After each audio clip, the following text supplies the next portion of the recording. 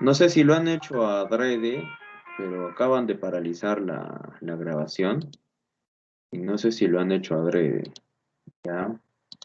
No juguemos con la grabación porque al final los compañeros que no pueden estar presentes miran las grabaciones, así que no, creo que no necesito decirles acá lo que no deben hacer jamás es esto. Cuando ingresamos a la sesión, yo no debo jugar con estos tres botoncitos y darle clic acá, detener la grabación.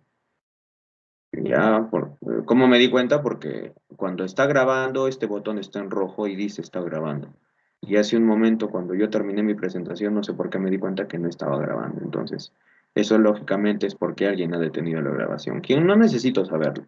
Y creo que ya no somos unos niños para estar intentando buscar responsables, pero no, por favor, si lo hicieron de repente por error, no juguemos con ese botón, por favor. ¿Ya? Les estaba haciendo la pregunta, si pudieran levantar su mano, ¿quiénes son los que ya han llevado el módulo de análisis y control de riesgos en operaciones mineras? Me ayudarían bastante. ¿O no lo han llevado? ¿Nadie ha llevado ese módulo? Inge, buenas tardes. Una consulta. ¿En qué tiempo se dictó ese curso de análisis y control de riesgos? Disculpe la pregunta, por favor. En junio se habrá dictado. La verdad no tengo el tiempo exacto, pero más o menos habrá sido en junio, donde me imagino han hablado del reglamento. Han agarrado el decreto supremo 024, ¿no? Ahí Entonces, están. todavía yo no he llevado, porque he ingresado a las clases todavía en agosto, ¿no, Ah, ingeniero? ya, de Disculpe, repente no sé exactamente en qué fecha, pero ese módulo trató del análisis, me imagino, de esto, ¿no? Del reglamento de seguridad y salud ocupacional en minería. No sé si se observa o no se observa. Parece que dos nomás han llevado. Ya, les hacía la pregunta nada más para, como, no es para quitar o restringir algo, ¿no? Solamente me gustaría saber. Se analizaron casos, por ejemplo, en ese módulo, ustedes vieron realmente cómo se puede hacer la prevención imaginemos, se tiene la presunción de un rock burst, un estallido de roca. ¿Qué se debió hacer para prevenir el accidente? Por ejemplo, no sé si se enteraron.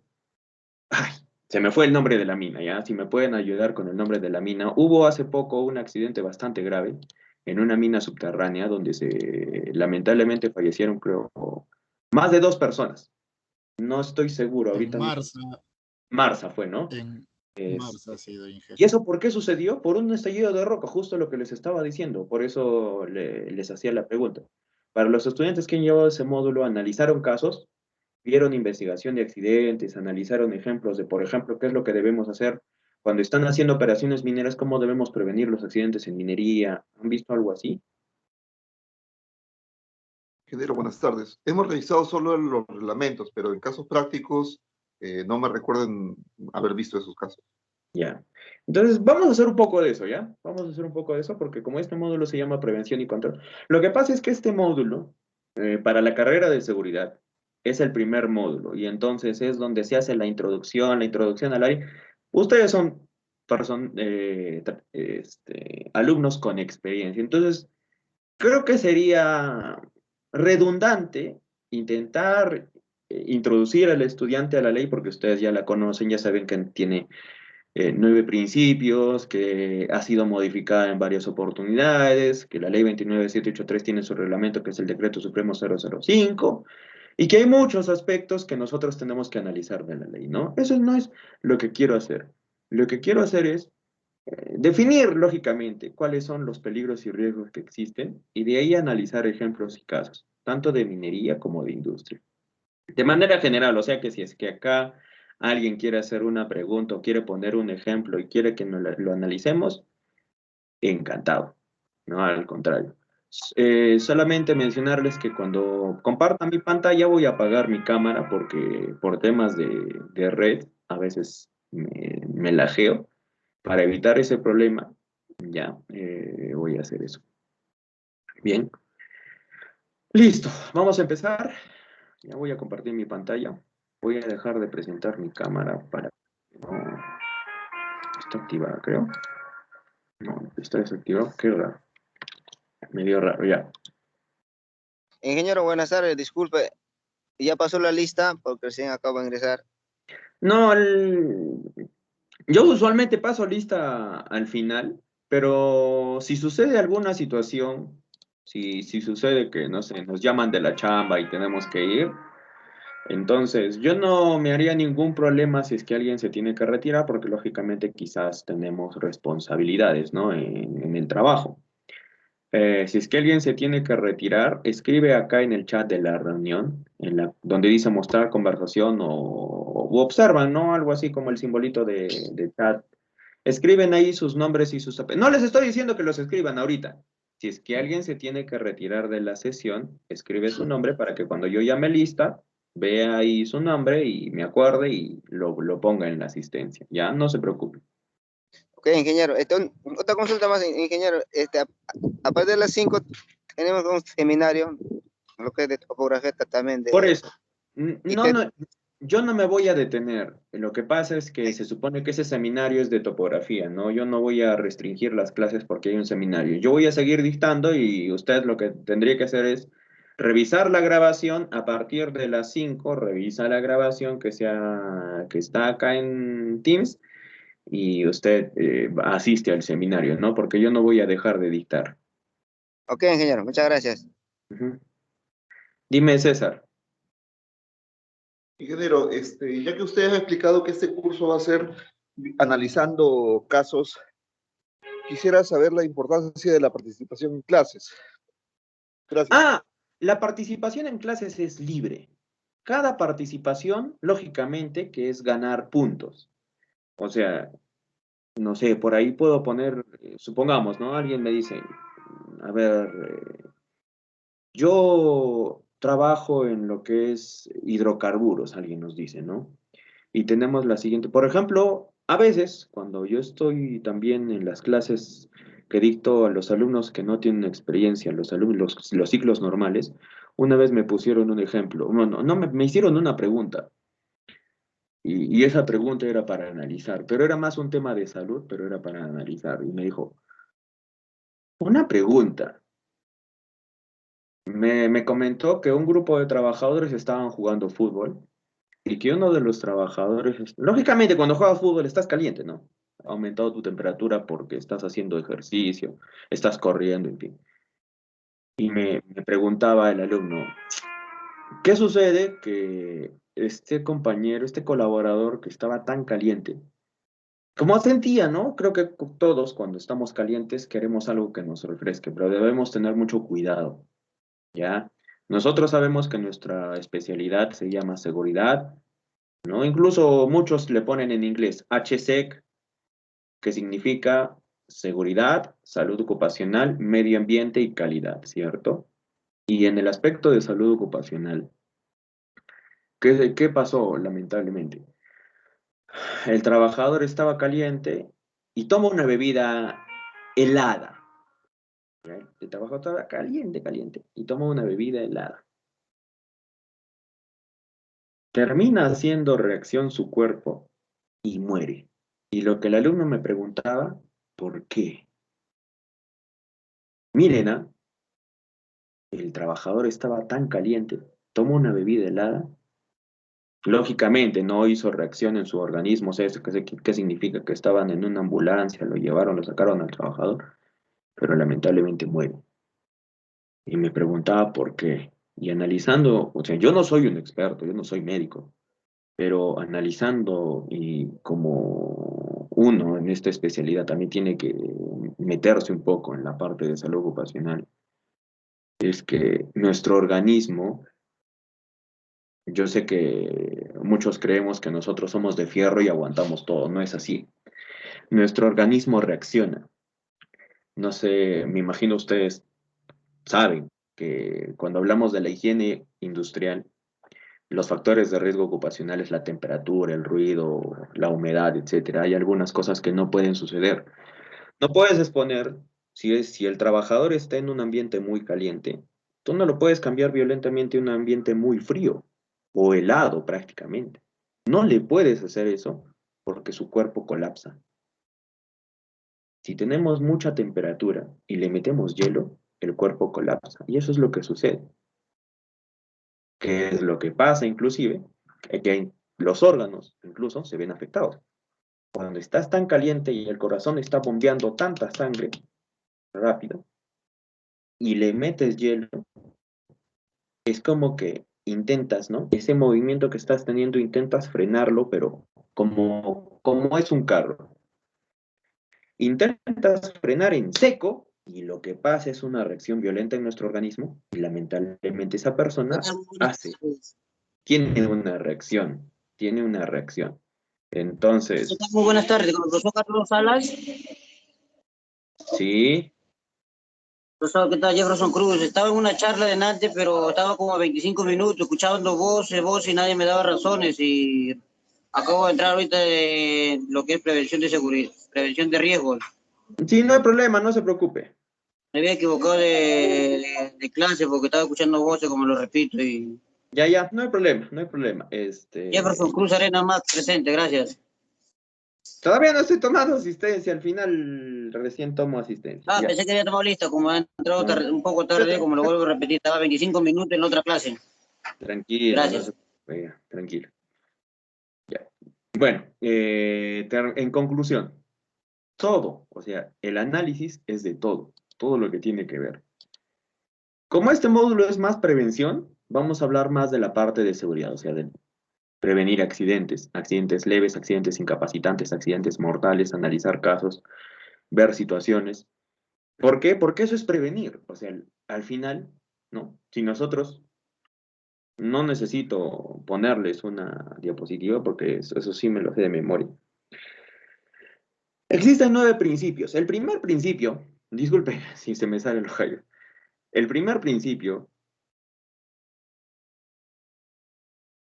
incluso en el primer artículo, se establece, de memoria les puedo decir lo siguiente. La ley tiene el objetivo, o bueno, lo que se desea es, perdón, un momento, si no la cargo, se apaga y después me interrumpe la explicación.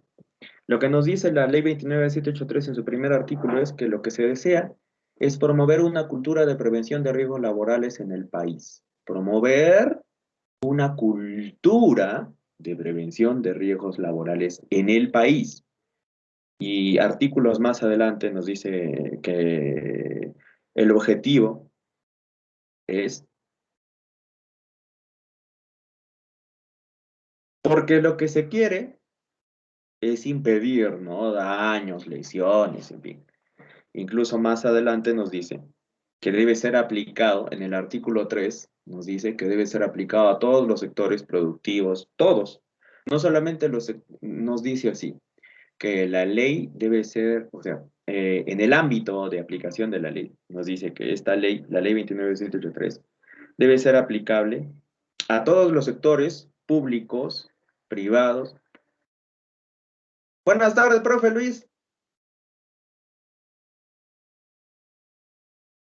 La ley debe ser aplicada a todos los, ¿cómo era? Todos los sectores públicos, privados, no. Primero empieza con los sectores privados, ahí es donde empieza a hablar de minería, construcción, industria, hidrocarburos, etcétera. Y luego habla recién de la parte de sector público. Y cuando habla de la parte del sector público, indica claramente que es para todos. Todos, o sea, todos deben cumplir la ley 29683. ¿Qué significa? Un colegio debería hacerlo, un hospital debería hacerlo, una clínica, cualquiera, incluso nos dice que hasta las MIPES, las micros, medianas y pequeñas empresas. Y no solamente lo deben cumplir en el sector privado, sino en el sector público. Tanto así que hasta menciona que debe ser aplicado en la Policía Nacional y en las Fuerzas Armadas. Bueno, primero las Fuerzas Armadas y luego la Policía Nacional y cierra con que es aplicable a todos los sectores. ¿Por qué hablo de esto? Porque una palabra muy importante en el artículo 1, o bueno, son 3 palabras: prevenir, Perdón, 3. Prevenir. Cultura, país.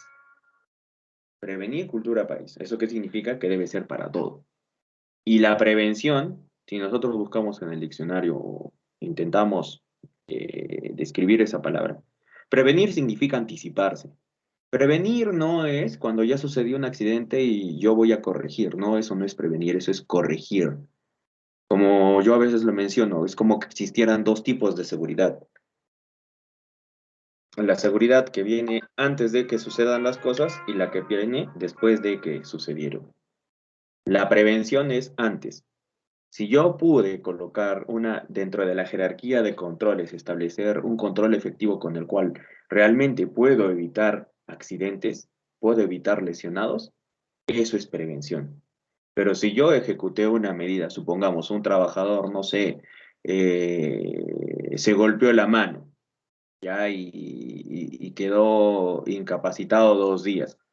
Y yo tomé una medida a partir de lo que sucedió para adelante, eso es reactivo. Ya, la parte preventiva se refiere a anticiparse y la parte reactiva se refiere a las cosas que estamos haciendo después de. ¿Ya? Una vez hecha esa introducción, perdón, una vez hecha esa introducción, ahora vamos a presentar. ¿Ya?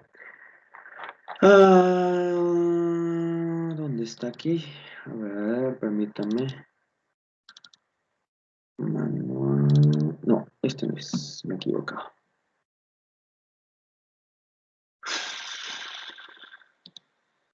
Me equivoqué, disculpe.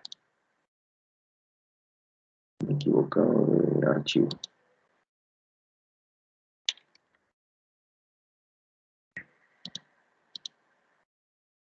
Este no es. Este de aquí es.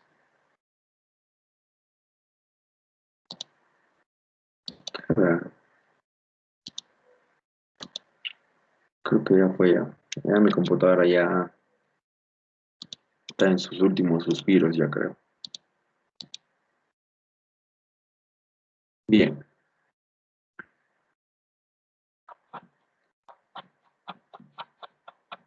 Primero les voy a hablar un poco de, bueno,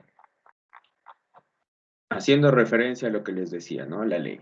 La ley tiene 9 principios y tiene diferentes títulos. Y está organizada en 7 títulos. Disposiciones generales, y ahí es donde nos habla. Artículo 1, 2, 3. Por ejemplo, el artículo 17 también. ¿Qué es lo que menciona el artículo 17? El artículo 17 menciona que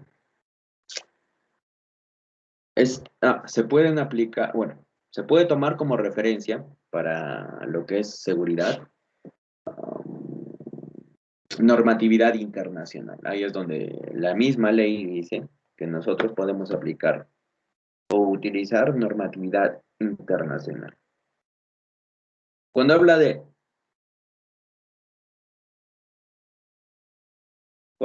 normatividad internacional, es porque este tema no solamente se toma basándonos en las leyes nacionales. Por ejemplo, ¿no? Nosotros sabemos. La ISO 40. Ahí está. Pero la ISO 45001 es como una bebé todavía, ¿no?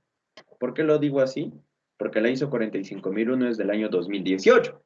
O sea, recién han pasado 3 años, ¿no? Y teniendo en cuenta que la misma ISO, el estándar internacional la Organización Internacional de Estandarización nos dijo que, si bien es cierto que había aprobado la ISO 45000 en el año 2018, daba a las empresas 3 años. Bueno, les dio 2 años. Se supone que el año pasado, todas las empresas que tenían un estándar o un sistema de gestión con la anterior norma que todos sabemos, la OSAS 18001,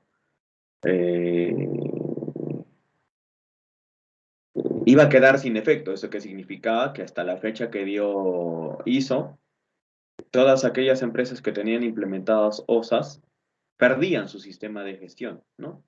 Pero ¿qué sucedió? Que les dieron una prórroga. ¿Por qué les dieron esa prórroga?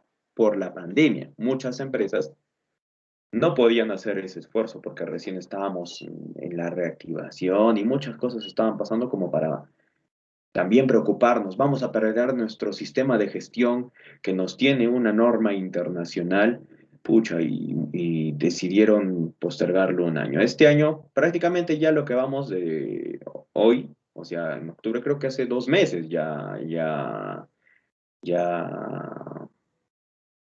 ese plazo ha vencido. ¿Eso qué significa? Que todas las empresas que tenían implementado, perdón, un sistema con OSAS, si es que no hicieron la gestión para poder implementar un sistema ISO, han perdido su certificación internacional. ¿Y eso qué significa? Que tienen que hacer otra vez, ya no sé si ustedes sepan el proceso de cómo una empresa obtiene la certificación OSAS o la certificación ISO, cualquier ISO sea. Yo lo digo porque es una bebé, porque es de hace 3 años. O sea, la ISO 45001 recién va a tomar fuerza en estos años a través del análisis con los expertos, lógicamente. Sin embargo, incluso nuestra norma, la ley 29783 y muchas normas que vinieron después del año 2007, han sido basadas en este estándar, ¿no? El análisis, por ejemplo, incluso de la jerarquía misma, si alguien sabe, ¿de dónde sale? O sea, ¿cuál es la base de la jerarquía de controles? No, no es, bueno, no quiero que me digan la jerarquía que tiene 5 puntos, sino quiero que me digan cuál es la norma nacional o internacional que por primera vez habla de esa jerarquía. ¿De dónde se toma esa referencia? De la jerarquía de controles. Por si acaso no es una norma nacional.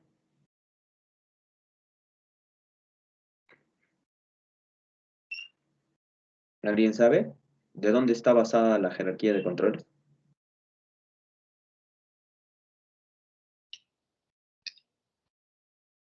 Aló. Los análisis y controles. Sí, sí, dígame, a ver, uno por uno, por favor, para que no nos interrumpamos. A ver, vamos participando. ¿Quién quiere? Habla nomás. Dice su nombre y dice, yo creo que está basado en esto. ¿Alguien quiere participar? Adelante. Raúl Cayetano, profesor. Adelante, adelante, Raúl. La Adelante. jerarquía de controles nace. Aló. Sí, sí, adelante, adelante. La jerarquía de controles nace pues en la ISO 14001, ingeniero, porque la 14001 ve más que nada lo que es seguridad. No, ya te equivocaste. La 14001 Me es equivoqué. medio ambiente. No. Sí, te lo voy a demostrar. Y te estás- 45.001, perdón. 45.001. 18.000. Medio ambiente 14.001, calidad 9.001. Sí, pues sí, disculpe, sí, 45.001. No, pero vuelvo a decir, la 45.001 es del año 2018, pero hay una norma anterior a esta. Hay otro estándar que vino mucho antes que la ISO 45001. La OSHA. OSAS, ¿ya? Lo que pasa, ¿ya? Y les explico ahí porque sí es importante que ustedes sepan la diferencia. Muchos nos confundimos. OSAS, ¿ya? La norma OSAS, y otra es OSHA. OSAS es la norma, el estándar, que si no me equivoco en inglés es Occupational Health and Safety Assessment Series. O sea, es una serie de normas o de asesoramiento en temas de seguridad y salud ocupacional. Esta OSAS del año 18.000, bueno, perdón, la número 18.001, porque en sí, la OSAS, el primer intento por crear una norma de seguridad fue la 18.000. Y se quedó como 18.000 porque la 18.000 es donde está, si no me equivoco, donde están los... Estoy equivocando, creo. La 18.000 fue la primera, pero la cambiaron, o algo así como lo que sucede en Perú cuando pasan los años. Las van analizando y las van mejorando. Es así que no hablamos de la OSAS 18.000, porque esto todo empezó más o menos en 1999. Hablamos de la 18.001, que en el año 2007 establece Quizás esta norma no quería establecer esos estándares, pero nosotros como Estado, por decirlo, como país, como no teníamos un estándar claro de seguridad, 4 años más tarde de esta norma se crea la Ley 29783. Y no solamente se creó la Ley 29783, muchas normas han venido después del 2007. La G050, la de construcción, vino después del 2007, en el 2010. La norma de minería, la actual, o bueno, en ese entonces, o bueno, la anterior, el Decreto Supremo 055 del año 2010, vino después de la OSAS. Y es lo que pasa es que muchas instituciones, muchos países, tomaron como referencia este estándar internacional. ¿Y por qué lo pongo acá? Porque la jerarquía de controles es muy importante para la prevención. Es clave o vital reconocer, inclusive no sé si ustedes ya habrán aplicado en sus empresas, lo que es HACCP y lo que es HACCP. O sea, conocer el proceso y saber cómo prevenir, cómo utilizar realmente de forma efectiva una jerarquía para la prevención de accidentes. Y eso les digo porque yo sí he llevado algunos cursos de HACCP y HACCP, y acá en Perú, en Chile, están más avanzados en esa parte. Pero acá en Perú todavía estamos en pañales con el HACCP y el HACCP. Y eso y ustedes dirán, ¿qué tiene que ver? Es que los HACCP y HACCP son un análisis cualitativo y cuantitativo exhaustivo para llegar a la razón de los problemas en seguridad. ¿Ya? Eso es lo que les puedo decir, o sea, por eso les preguntaba, ¿ya? La OSAS en el 2007, incluso les puedo decir que en el punto 4.3.1, si no me equivoco, es en el tercer párrafo, que establece la jerarquía de controles, pero no le llama jerarquía de controles, ahí pone eliminación, sustitución, controles de ingeniería, controles administrativos y EPPs, ¿ya? Es a partir de esa fecha que se puede decir fue más relevante y muchas empresas se apegaron a ese estándar. Y ya desde ahí, bueno, luego viene la ISO, ¿no? Que todos conocemos. Ahora, ¿por qué les decía que había una diferencia? Porque este es un estándar internacional, es una... ¿Por qué yo le llamo, por qué le pongo estándar? Porque así la misma norma se establece. Muchos le llaman norma internacional, norma estándar, bueno, al caso es lo mismo, ¿no? Al final lo hace internacional porque es de Estados Unidos y porque se aplica en diferentes partes del mundo. ¿Ya? Y otra cosa es OSHA. OSHA, por si acaso, es una institución de Estados Unidos. Ya es una institución. Es algo así como una organización. Si lo traducimos literalmente, bueno, por si acaso, para los que no sabían, lo voy a escribir ya, como es en inglés. OSHA es Occupational Health and Safety no estoy muy seguro cómo se escribe aquí, creo que es así, Assessment Series, y por el otro lado, acá OSHA es Occupational, sí, Occupational, no, espera, ¿cómo? Occupational, acá es Safety and Health Administration. Muchos creo que no es que nos confundamos, sino que leemos mal, ¿no? Como sabemos, la H es muda, OSAS. Acá es OSHA. ¿Qué pasa? Cuando nosotros decimos OSHAS 18001 estamos equivocándonos, porque no es OSHAS. Solamente hay una OSHA. Es una sola institución de Estados Unidos. Es una institución que se encarga de la administración de seguridad y salud ocupacional en ese país. Nosotros también muchas veces revisamos información de OSHA, no de OSAS, porque como les dije, ¿no? En la explicación, esta norma, ya, entre comillas, sería algo así como en criollo, o sea, en peruano, ¿no? Fue derogada, pero no es que fue derogada, porque una norma internacional no se puede derogar. ¿Qué es lo que sucede? Que ISO ISO, por los que no saben, es una empresa que crea estándares internacionales. Ya literalmente es International Standardization Organization. Así es una organización de estándares internacionales. Bien. ISO dijo, ¿no? Pero si yo ya tengo 9001, que es calidad, y también tengo 14001, ¿por qué no tengo una norma de seguridad? Y en el 2018 recién crea la norma de seguridad, la ISO 45001, pero eso vino después. Entonces, quien estableció, se puede decir, la base es esta norma, la OSAS, con la jerarquía de controles. Ahora, una vez que he explicado eso, vamos a hablar un poco de los peligros y riesgos. ¿Ya? ¿Dónde está el manual que les estaba mostrando? Eso les quería decir porque muchas de las cosas que están aquí fueron establecidas por esa misma estructura que tiene la OSAS 18001, que habla del sistema de gestión de seguridad y salud en el trabajo.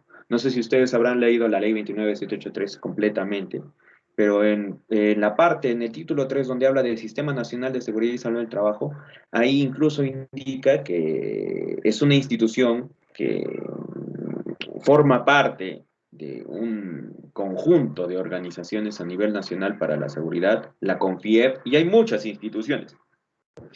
Por si acaso ahí la CONFIEP no es que quiera, como muchos han criticado a la CONFIEP, ¿no? No significa que la CONFIEP, pucha, estás intentando sacar su tajada, sino que como es el gremio de empresarios, entonces los incluyeron, ¿no? Porque es un aspecto muy importante. Como toda ley en Perú, y creo que desde la creación de la Constitución Política, existen derechos y obligaciones, lógicamente también.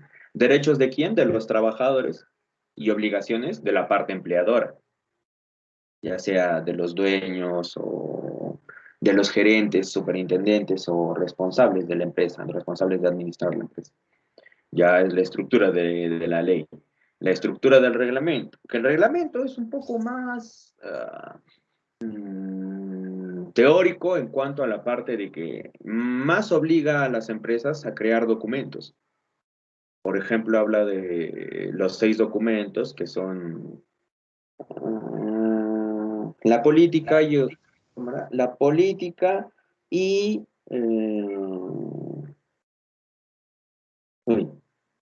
la política de seguridad y salud en el trabajo, el reglamento interno de seguridad y salud en el trabajo, la identificación de peligros, evaluación de riesgos y medidas de control, el mapa de riesgos, habla de la planificación de la actividad preventiva y del programa anual de seguridad y salud en el trabajo. Es política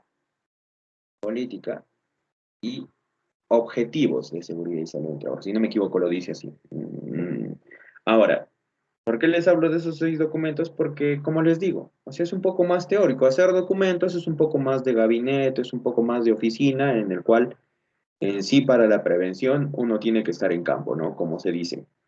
Al final, el mejor reglamento o el mejor programa que nosotros podamos desarrollar es aquel que previene efectivamente. De nada me sirve, no sé, pasarme un mes o una semana haciendo el mejor reglamento, poniéndole la mejor fuente, utilizando el formato APA y todas esas especificaciones que son más teóricas.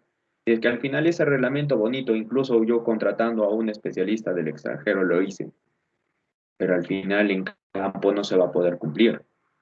Lo que tiene que hacerse para realmente hacer una prevención es plasmarlo en campo, plasmar todo lo que nosotros queremos hacer como planes, como programas,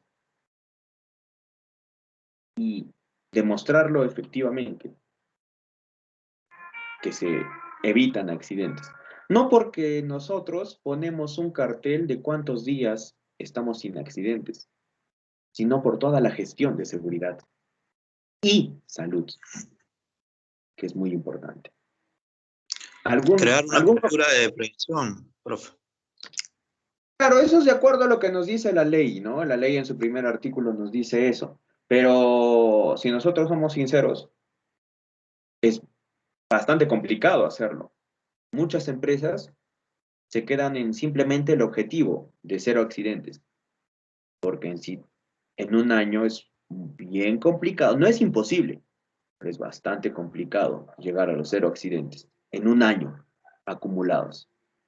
¿No? Que si bien es cierto, la ley nos dice que debemos generar una cultura de prevención de riesgos laborales, pero seamos objetivos. Eso lo vemos en nuestras empresas. Realmente hay una cultura de prevención de riesgos laborales. El trabajador está consciente del área, de lo que representa el área de seguridad y salud en el trabajo, o el área SOMAC, o el área HSEC, o bueno, el nombre que le querramos poner. Realmente es consciente, tiene esa cultura, y su silencio lo dice todo, ¿no? Lamentablemente es que todos sabemos que en campo es bien complicado, ¿no? Por eso les decía que este módulo no quiero sonar tan teórico, sino que de todas formas tengo que avanzar esos temas. Ahora, esto ya lo han visto, ¿no? Algunos de ustedes han visto esta estructura del reglamento, el Decreto Supremo 024, que tiene 417 artículos, 61 de esos artículos han sido modificados y se creó el nuevo reglamento de minería. Tiene 37, bueno, ahora con la modificación 38 anexos, tiene 3 disposiciones reglamentarias, en fin, tiene varias cosas. Sin embargo, vuelvo a decirlo, de nada me sirve un reglamento bonito que yo pueda tener en la empresa si voy a tener como lo que sucedió. Ay, se me fue de nuevo el nombre. ¿Cuál era el nombre de la mina que había tenido varios accidentes subterráneos?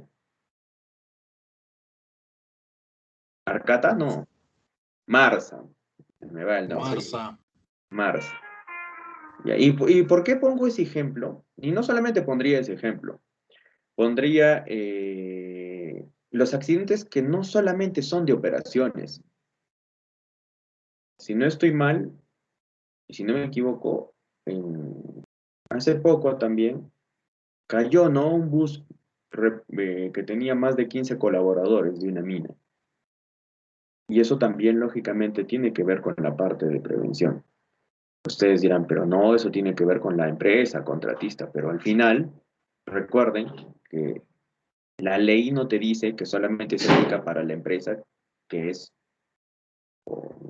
ya sea la misma compañía minera o la constructora que agarró el proyecto, sino se trata de todos, contratistas, como incluso en minería se habla, ¿no? Contratistas mineros, contratistas conexos, prestadoras de servicios, etcétera.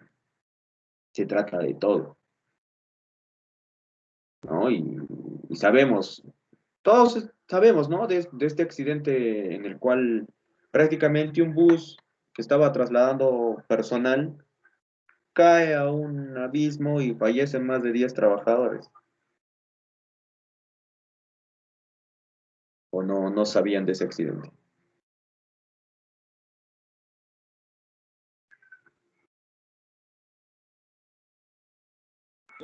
Ingeniero, yo estoy en Arequipa de la empresa Palomino.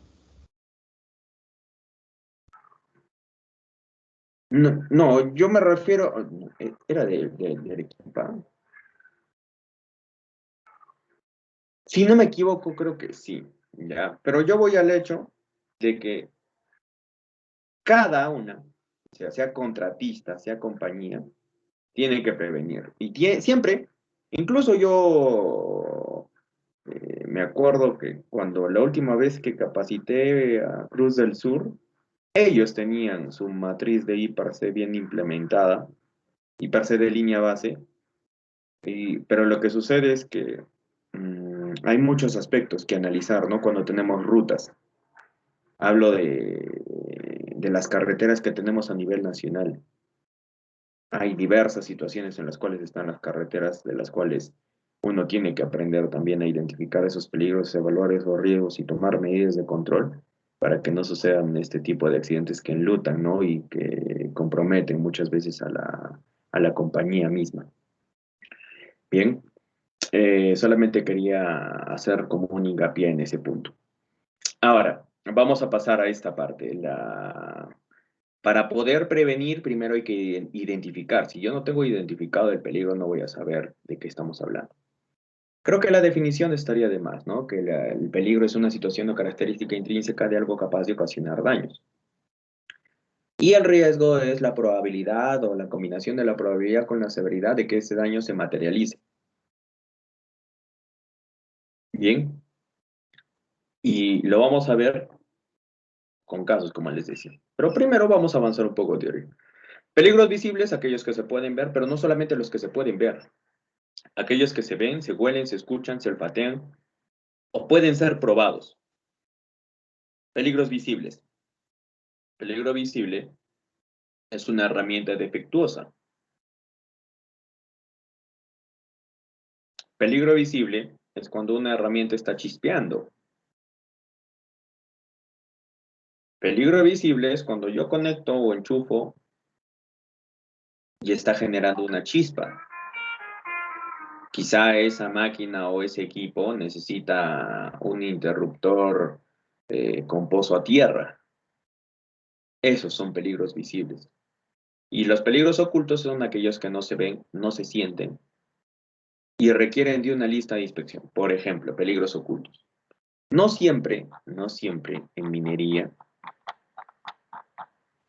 no siempre, específicamente, bueno, en las dos en general, ¿ya? Porque hay todo tipo de situaciones. No sé si sepan un poco incluso de lo que pasa a nivel mundial. Hay muchos ejemplos de deslizamientos o, bueno, de roturas de presas de relaves en cuanto a minería, caídas de taludes, o sea, deslizamientos de toda una falla que hace que toda una gran cantidad de niveles en minería superficial se caigan. En minería subterránea lo que sucedió en Marsa fue un estallido de roca y el estallido de roca es oculto.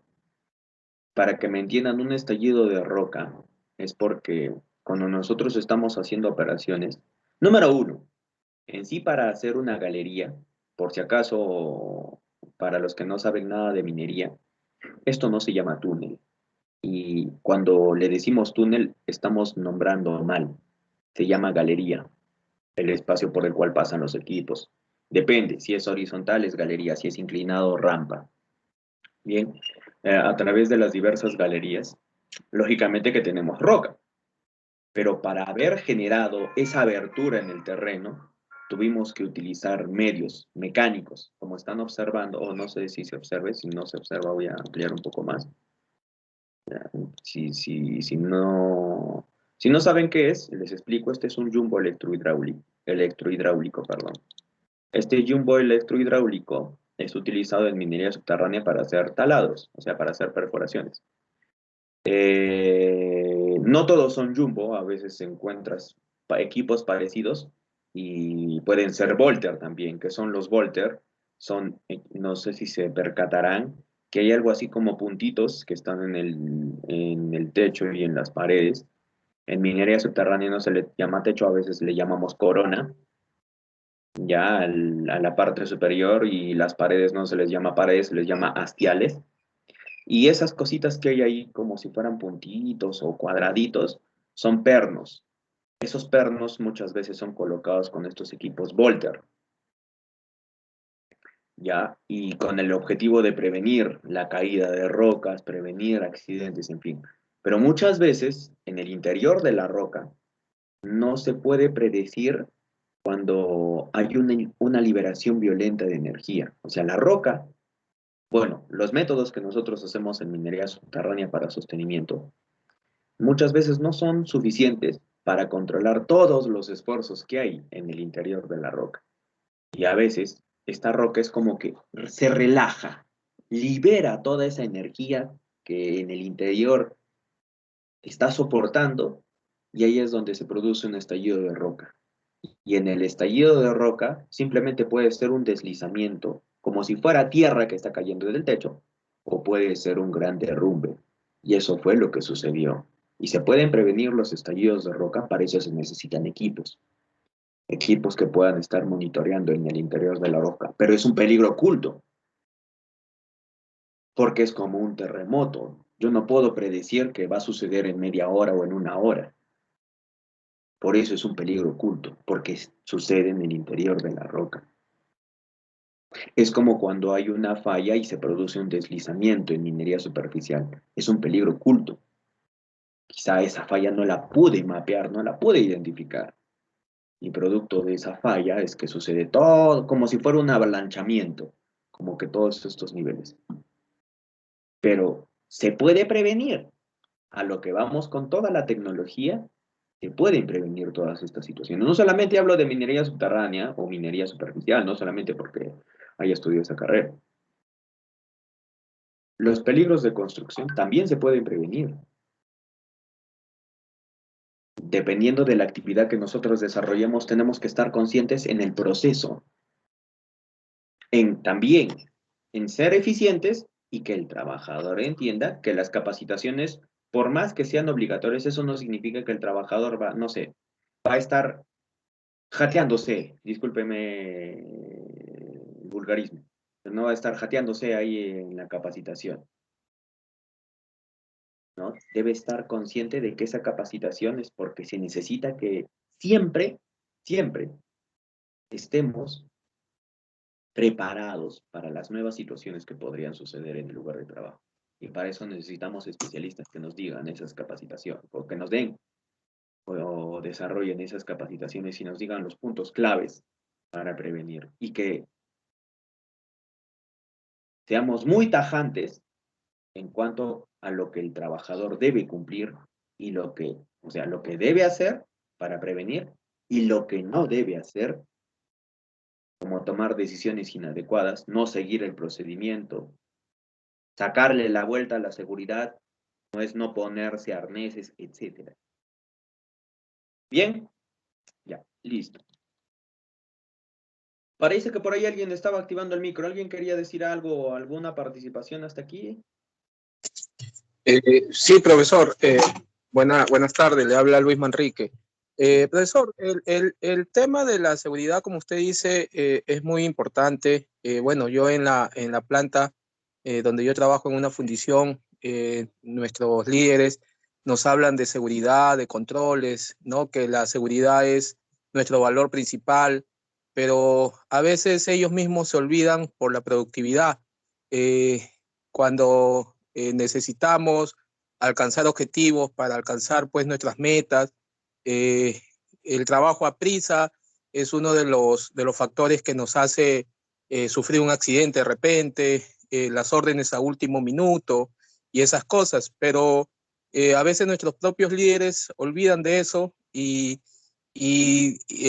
¿cómo se puede decir? Le sacamos la vuelta a esas normas, a todo lo que nos dictan en charlas, en cursos,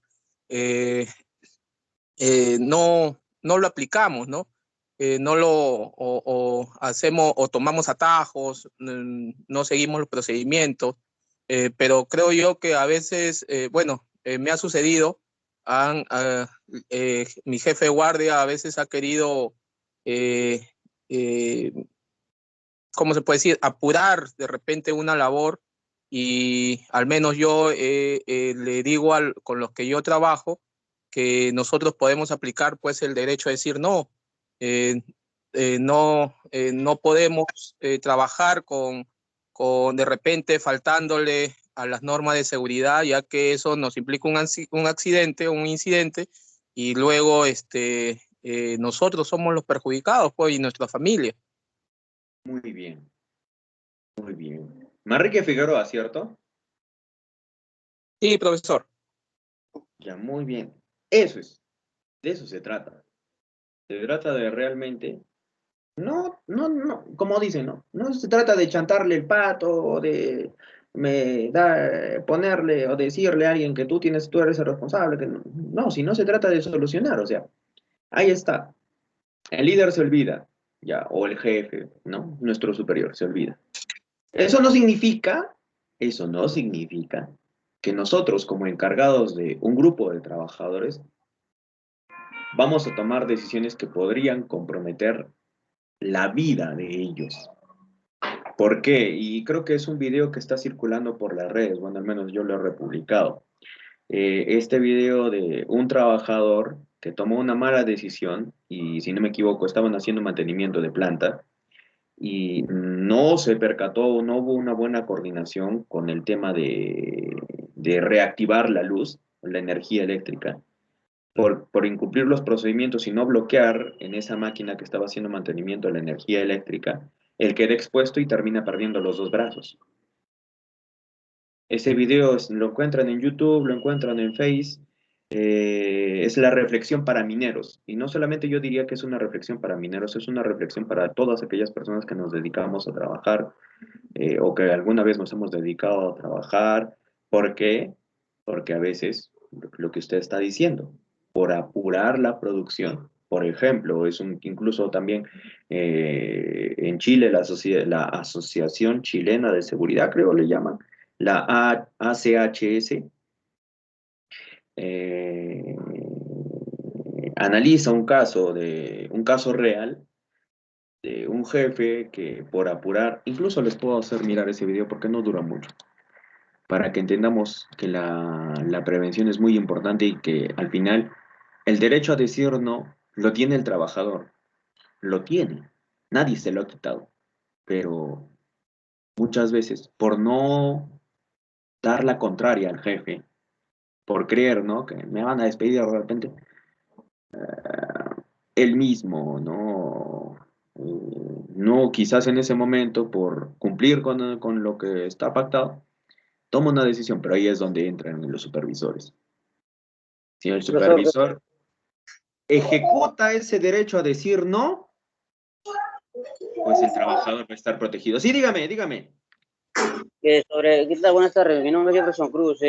Claro, el compañero que mencionó la palabra no es un derecho para nosotros como trabajadores, ¿no? Porque nosotros vemos, analizamos si hay un peligro y en ese caso se forma el comité de seguridad, ¿no? Que también nos apoya en ese caso, ¿no? Si nos encontramos solos, nos apoya lo que es la comité de seguridad. Eso para dar mi opinión. Muchas gracias. Muchas gracias a usted. Creo que es esta.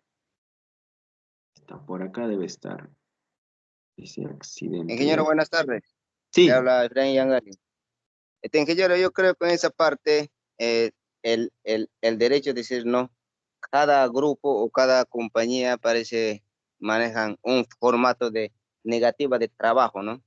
Según el análisis de trabajos, según la gravedad de que puede suceder un accidente, si a nosotros y nos obliga a realizar un trabajo o no cumple con entregarnos con todos los equipos de protección personal, entonces tenemos ese derecho a llenar ese formato de negativa de trabajo y paralizar el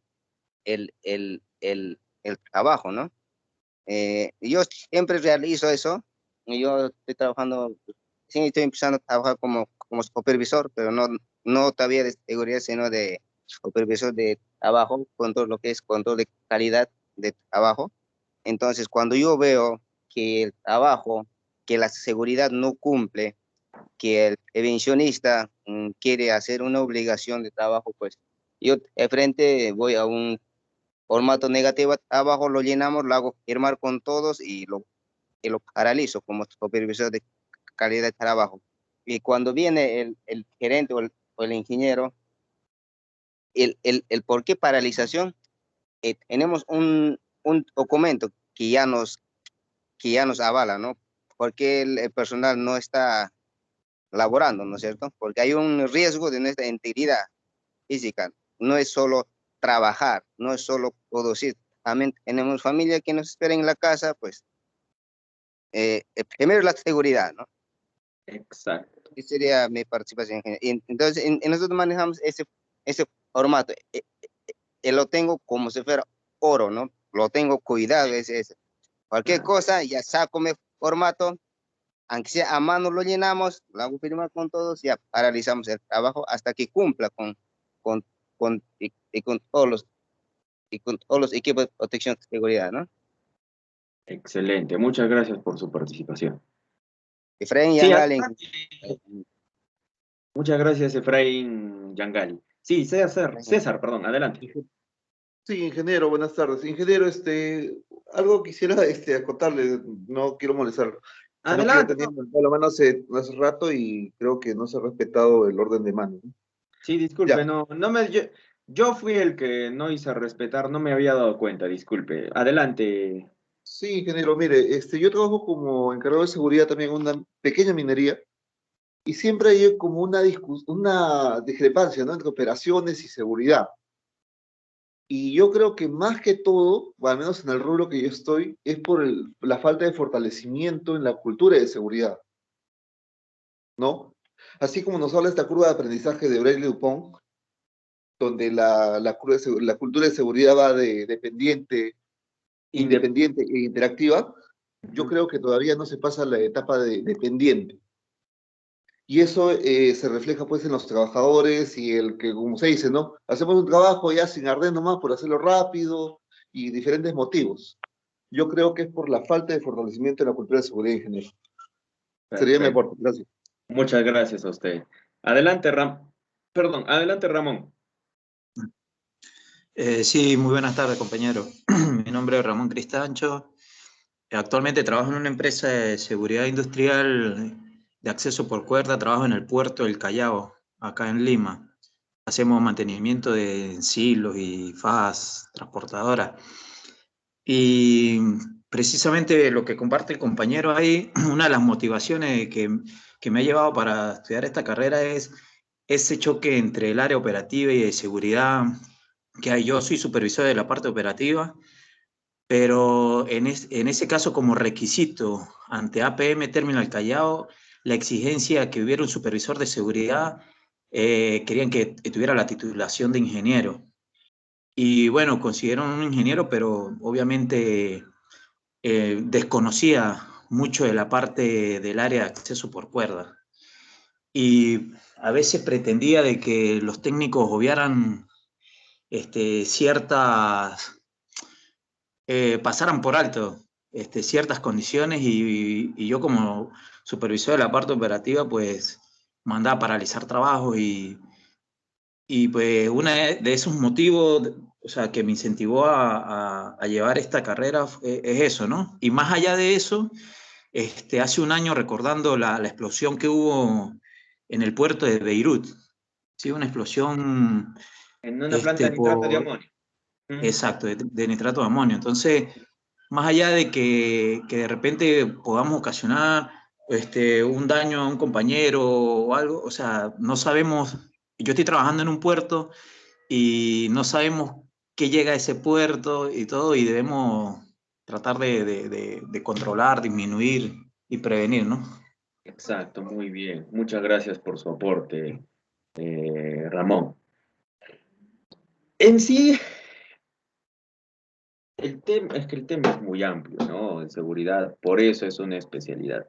Ahora, muchos discuten por el tema de que no, que el jefe debe ser un ingeniero colegiado, titulado, habilitado, pero yo creo, y a lo que tengo de experiencia también en la etapa operativa y tanto como en la etapa de prevención, yo creo que más que ver un tema de un título, de quién es técnico, quién es ingeniero y dónde debe ir cada quien, debería primar el hecho de quién es realmente efectivo. Yo conozco muchos ingenieros que tienen maestría, pero son muy teóricos. O sea, y es más, a veces ya por el hecho de quedarse en la empresa, hacen lo que el supervisor de operaciones dice y muchas veces toman malas decisiones porque ellos mismos provocan o bueno, exponen a los trabajadores a situaciones riesgosas que lamentablemente terminan en accidentes que o sea, lógicamente porque uno como supervisor tiene esa obligación de venir. Y por el otro lado hay muy buenos técnicos que realmente están ahí con ese objetivo, la prevención. Al final, si dejamos de lado, como les decía, ¿no? Como fue mi premisa, primero personas y luego profesionales, si dejamos un poco de lado el título de poner ingeniero o técnico y nos vamos a la etapa humana, que realmente las empresas deberían entender a este punto, que lo más importante en una empresa es el trabajador. que si bien es cierto que tenemos que cumplir una cuota de producción, pero lo más importante es el trabajador. Si yo acelero el proceso y quito guardas, al final, una vida no la voy a reemplazar. Que si yo acelero el proceso y el trabajador debe colocar algún dispositivo mientras está operando la máquina, no voy a recuperar esa vida. ¿No? Les voy a poner un video. Antes de que les ponga el video, ¿alguien más quiere decir algo? ¿Quiere dar alguna participación? Sí, acotar algo corto de, profe. Yo siempre a los compañeros en la parte operativa le hago énfasis en eso, que primero la seguridad antes que la producción. Y es que debe ser así. Debe ser, y debería ser ya un valor inclusive que deben cumplir las empresas. Adelante, Arnildo. ¿Cómo está, ingeniero Carlos? Buenas tardes. Yo también quiero contar, yo trabajo en la parte de movimiento de tierras y a veces por el desconocimiento puede ser de los supervisores, te exigen, ¿no?, los trabajos de alto riesgo y siempre hay un compañero que agregó donde dijo hay que hacer prevalecer la palabra, el decir no, ¿no? Cuando no se puede, no se puede. Y eso hay que hacer prevalecer para que salvemos muchas vidas. Y nosotros como profesionales que estamos formándonos, hay que hacer prevalecer para poder ganar más vidas y la seguridad se torne pues en, en una ética, en una cultura. Eso es nuestra meta de ingeniero. Gracias. Muchas gracias a usted. Adelante, Justiniano. Ingeniero, buenas tardes. Compañeros, buenas tardes. Aparte de eso, bueno, mi acotación. Con respecto a seguridad, mucho tiene que ver también lo que es la inversión. A veces el cliente, o en este caso de repente los que contratan a una empresa, no quieren invertir en lo que son a veces el personal capacitado, el EPP que uno necesita para dicha actividad o trabajos de alto riesgo, se compra la cosa más, a veces las que no cumplen, entonces ahí también se va a generar de repente esos problemas con respecto a la seguridad, que se puede provocar accidentes, los trabajadores a veces también porque ganan un poco menos, contratan personal que no tiene experiencia en mina o de repente en actividades tajo abierto, mina de lo que son socavones, o bueno, dichas en diferentes actividades, ¿no? Y eso también es un problema y lo que sería también mucho depende de la inversión y lo que es culturizar sobre todo también al personal, ¿no? Con respecto a seguridad, porque seguridad no solamente se hace en el trabajo, no solamente se hace en una mina a tajo abierto o en un socavón, sino seguridad también ya deben hacer desde el domicilio, desde nuestra casa, desde donde uno está, desde donde uno vive, la calle, todo hay que hacer seguridad porque en todas partes ocurren los accidentes y si uno no hace una evaluación por dónde se transita o dónde camina, dónde uno va a descansar, puede generar un accidente. Eso es mi acotación, ingeniero. Muchas gracias, no, al contrario. Bienvenidos. ¿Alguien más?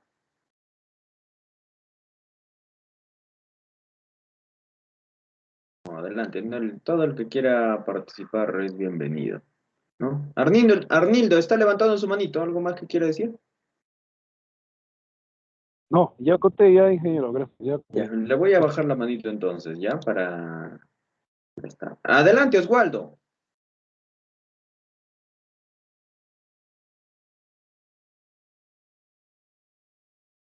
Oswaldo, no te escucho.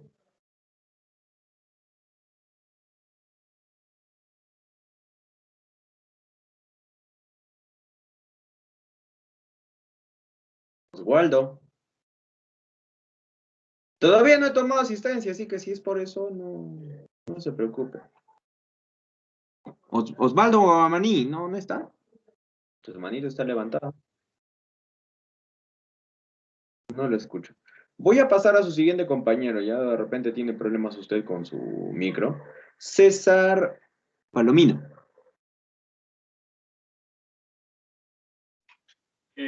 Sí, muy buenas tardes, no me disculpe. Me quería hacer una acotación más sobre ese tema más de que nosotros podemos tener el derecho a, a negarnos, ¿no?, más a realizar una actividad en el caso más de que mantengamos a la vista de que podemos ver o no sé más, tener un riesgo de tener un accidente. Pero en ese caso hay muchos trabajadores técnicos que tal vez me desconocen, ¿no? Que ellos de repente piensan, ¿no?, que estén obligados a hacerlo, más sin tener importancia, ¿no?, sobre ese tema, ¿no? Algunos lo hacen y algunos que tienen ese conocimiento no lo van a hacer. Pero básicamente, para decir no, me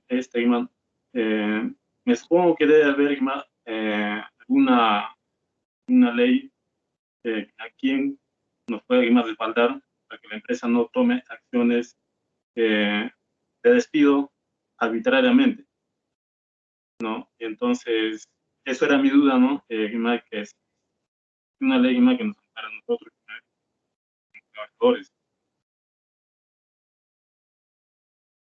No existe una ley que nos diga que hay derecho a decir no, pero las empresas tienen la política. Si la empresa ya tiene la política de que el trabajador tiene derecho, o ¿cómo le llaman? La política de negativa al trabajo de alto riesgo, o ¿cómo era? O la política de negativa cuando el trabajo es demasiado riesgoso. Por ejemplo, yo no le puedo decir a un trabajador que vaya a hacer un trabajo en altura y no le doy el arnés, no le doy los equipos. No lo puedo obligar a hacer determinadas cosas que van a terminar arriesgando, a eso se refiere principalmente. Pero no existe una normativa, o sea, no hay una ley que avale eso. Pero las empresas, cuando ya colocan su política de negativa, o sea, este derecho, automáticamente es como que se volviera ya algo obligatorio. La empresa lo tiene que hacer. Y si se negara en una investigación, SUNAFIL o cualquier trabajador saca la política y la empresa no puede decir no tenía esa política, ¿no? Muy bien, a ver, vamos con la última participación aunque hay dos participaciones más antes de ir al video. A ver, ¿quién más está acá? César. No, creo que César ya participó, ¿cierto? Max.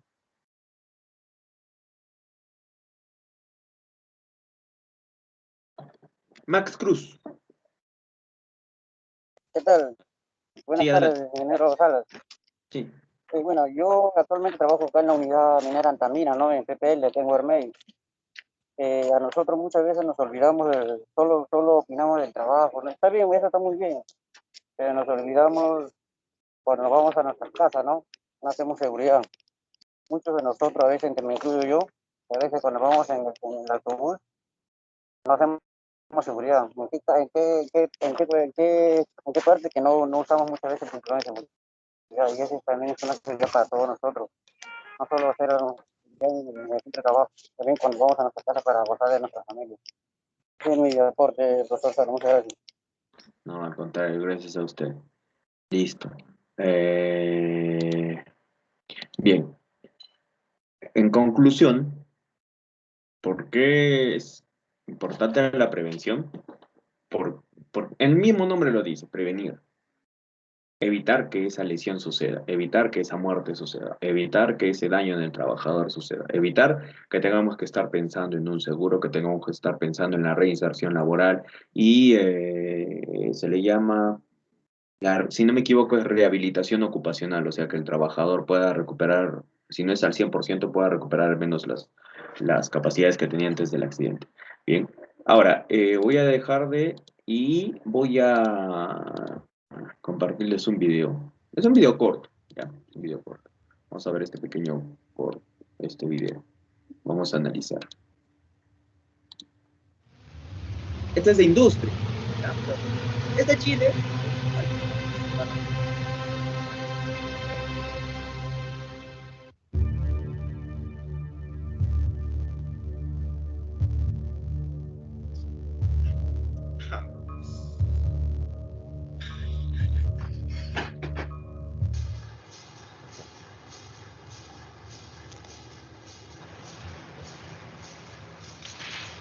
Muchachos, nos está pillando el tiempo. Apuren la producción. Hijo, ya escuchó, están apurando la pega. si es que hay que sacar rápido el material para ir alimentando la soldadora. Sí, pero jefe, no sé por qué la máquina está sacando los cables más cortos. Entonces sáquenle la protección para ir viendo por qué se estanca.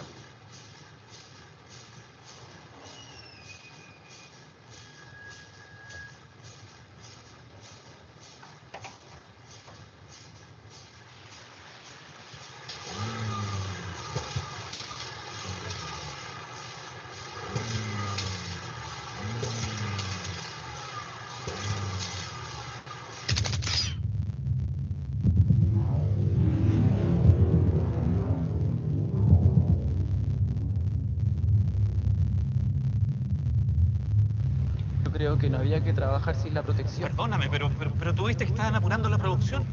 Tú mismo lo escuchaste. Además, ¿cuántas veces yo te enseñé a trabajar sin la protección? Pero el dado me va a golpear. Se supone que usted me estaba enseñando cómo trabajar bien. No accidentarme de esta manera. Tú sabes que cuando yo apuro la pega, cuando yo apuro la producción, siempre lo hago así. El problema es mi familia. ¿Qué le voy a decir a mi mujer y a mi hijo ahora? En mi casa me están esperando. ¿Usted le va a contar lo que va a pasar? Lo siento, muchacho.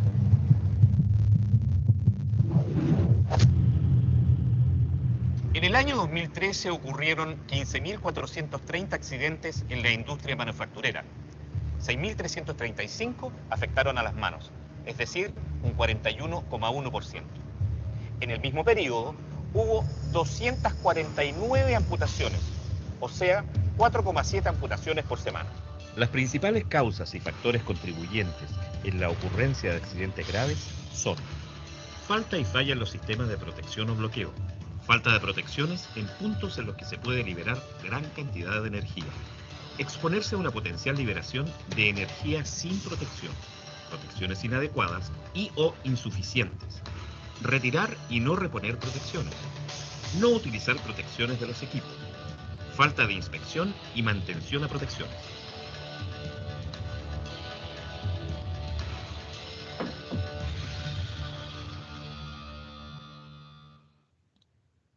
Ah, no, cancelado.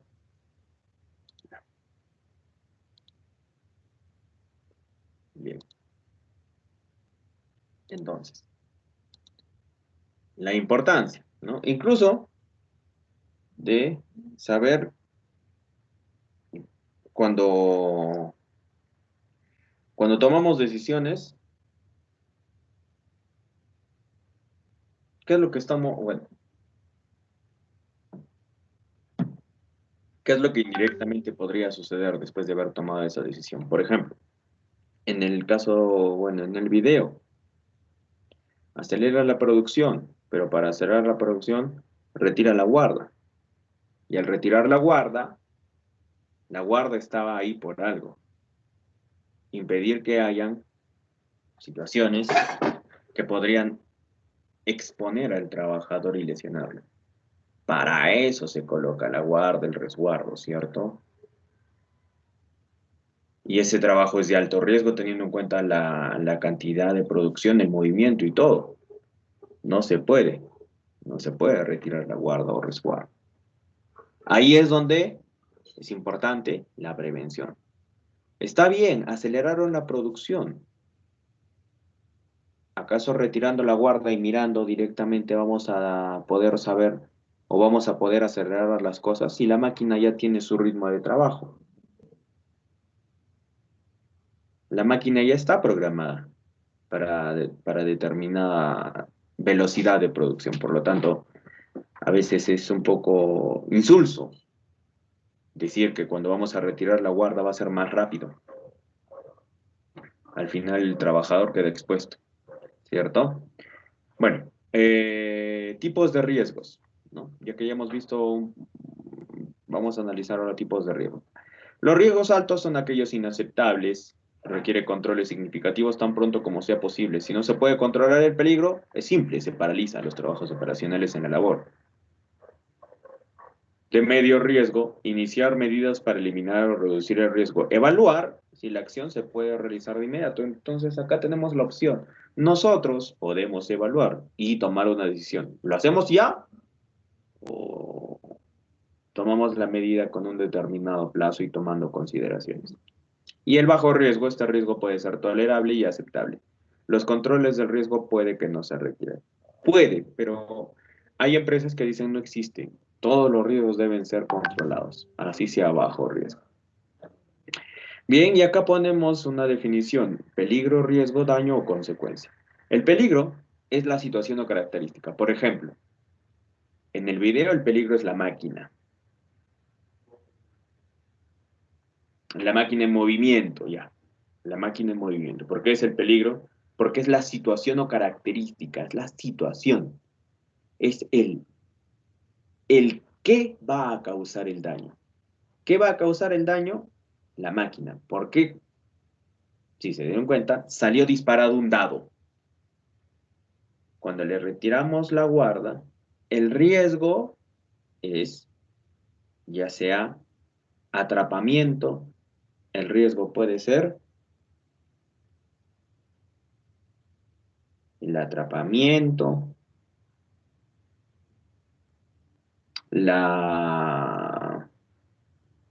no sé, falla. En este caso, cuando el dado sale disparado es porque representa un componente dentro de la máquina. Existe un riesgo mecánico. Proyección. El daño o consecuencia es la lesión. Ojo, muchos ponen en riesgo la consecuencia. O sea, muchos ponen en riesgo que es mortal. El riesgo es dicen teóricamente que es la combinación de la probabilidad con la severidad. Para saber claramente qué es un riesgo y cuál es la diferencia entre daño y consecuencia, no podemos mencionar en un riesgo una lesión. Una lesión no es un riesgo, es un daño. Yo no puedo decir riesgo, fractura, riesgo, muerte. No, el riesgo es la caída, el riesgo es como una acción del peligro. Si el peligro es que yo estoy trabajando en altura, el riesgo es aquella acción que me podría generar un daño. Que yo me caiga es un riesgo. Cuando estoy operando un equipo pesado, el riesgo podría ser la falla en el equipo y que esa falla produzca, no sé, un calentamiento en el motor y al final que haya fuego, un incendio. El riesgo podría ser que yo tenga un accidente vehicular teniendo en cuenta de que no se le ha dado mantenimiento a la máquina. Cosas así son. Ya, el daño consecuencia es prácticamente lo que le va a causar al trabajador. ¿Ya? Hay algunas formas. Acá tenemos algunas tablitas, pero ¿saben qué? Más que esto, yo lo que quiero hacer, acá por ejemplo ponemos peligros mecánicos. En definición, primero, para hablar de peligros mecánicos, estamos hablando de ya sea máquinas, herramientas, equipos, todo lo que pueda tener movimiento. Recuerden que la mecánica es la parte de la física que nos habla del movimiento. Todo lo que tenga movimiento es un peligro o riesgo mecánico. O sea, un martillo representa un peligro mecánico y el riesgo es golpearse. Un motor representa el peligro mecánico y el riesgo es atraparse, que le pueda la exposición. Supongamos, si el trabajador está con corbata, el peligro es la máquina en funcionamiento. El riesgo es que lo atrape, que lo jale, que lo pueda triturar. ¿Ya? Ahora, acá es claro, esta tabla nos puede ayudar también. Este manual, por si acaso, se los voy a pasar, así que no se preocupen. Obstáculo, desnivel, el peligro, el riesgo, caída de personas, perdón, al mismo nivel. Y la consecuencia son las fracturas y contusiones. El trabajo en altura es el peligro. No, pero veamos peligros que están netamente relacionados con el mecánico. Un equipo, una herramienta u objeto punzocortante es el peligro. Supongamos un serrucho. El riesgo es el golpe, corte con la herramienta o el equipo. Y lógicamente que la consecuencia es la amputación, la fractura, la contusión. Peligro mecánico podría ser también un equipo sin mantenimiento. El riesgo, la falla mecánica, por ejemplo. Y como les dije, analizando con casos. ¿Ya? Y como les dije, analizando con casos. Investigación de accidentes, ¿dónde está? Investigación de accidentes, acá está.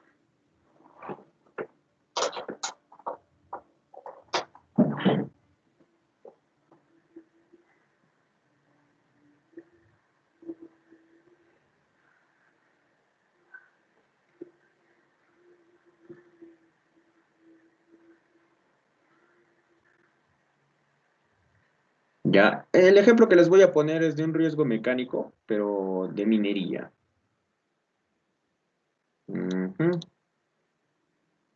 Ya, acá está. Ya, es un accidente incapacitante. Bien. Existen muchas formas de realizar una investigación.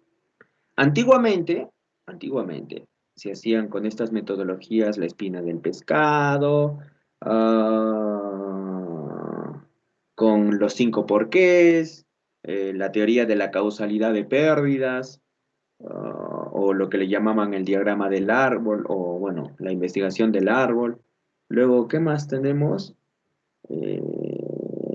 La metodología de Ichikawa, en fin, ¿no? Actualmente tenemos otra forma de desarrollar investigaciones. El método de investigación ICAM, el método de investigación Bowtie, y en fin. ¿Y eso por qué? Porque al final ya no simplemente se quiere saber qué es lo que sucedió, sino se quieren plantear soluciones. Por eso las metodologías de investigación de accidentes, así como la tecnología, han ido evolucionando y han ido mejorando. Bien, vamos a leer este ejemplo, ¿sí? Acá está dividiendo en 3 partes el accidente. Precontacto, antes de que suceda el accidente. Contacto, en el durante. Y postcontacto, lo que sucedió después. Precontacto, en el reparto de guardia a las 7:40 p.m. se ha dado la recomendación de parte del residente, el ingeniero Rómulo Valenzuela, de no ingresar a labores, como OP 1185 Tolva, porque hay rocas que pueden caer. Están haciendo esquinches. Ahora, esta palabra ya ha cambiado. Esta presentación es bastante antigua, ¿ya? En minería ya no se hacen desquinches. Para los que no saben qué es un desquinche, antiguamente,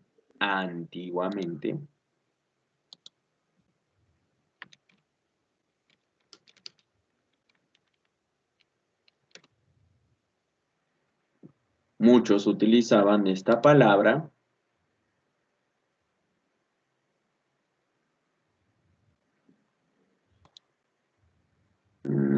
mejor lo vamos a ver con una imagen que represente más o menos la realidad. Vamos a guardar la imagen con...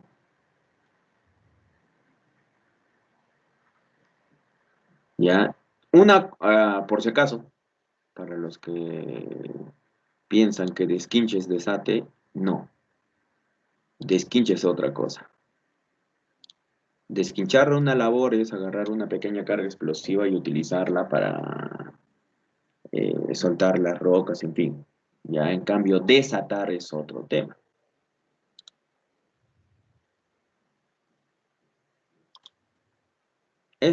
Antiguamente esto se creía que es un desquinche.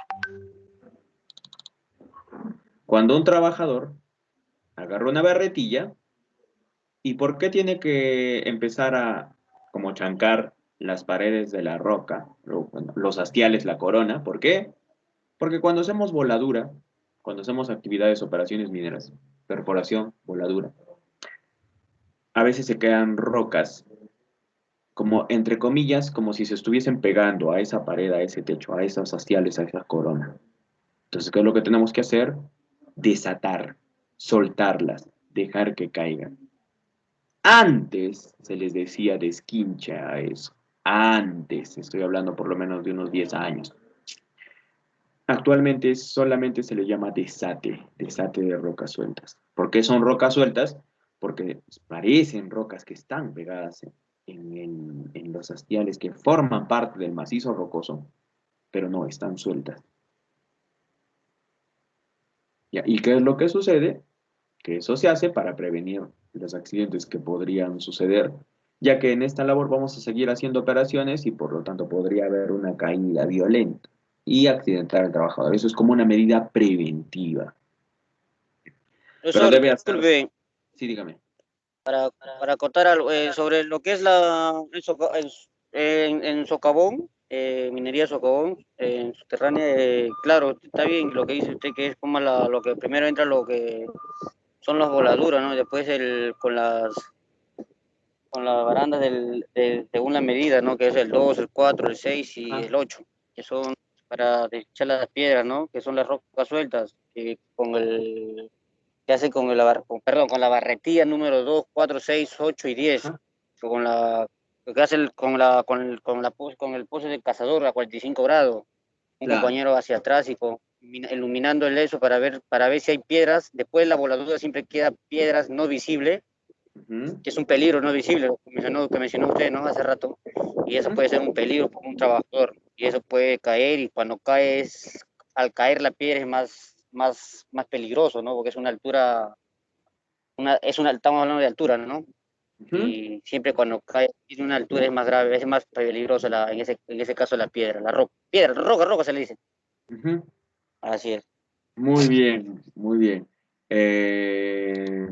Les mencionaba eso, o sea, en esta labor que no se permite el ingreso, ¿por qué no se permite el ingreso? Porque están haciendo esa actividad y cuando estamos haciendo este tipo de actividad, no se puede permitir la circulación de personas que estén por esa zona, ¿ya?